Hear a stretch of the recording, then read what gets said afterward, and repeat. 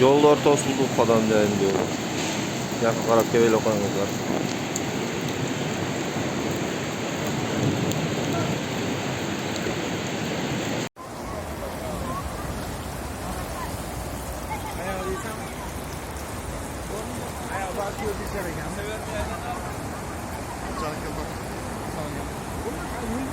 Aşağı düştü de.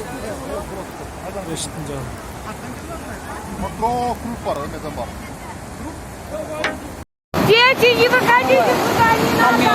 Идите,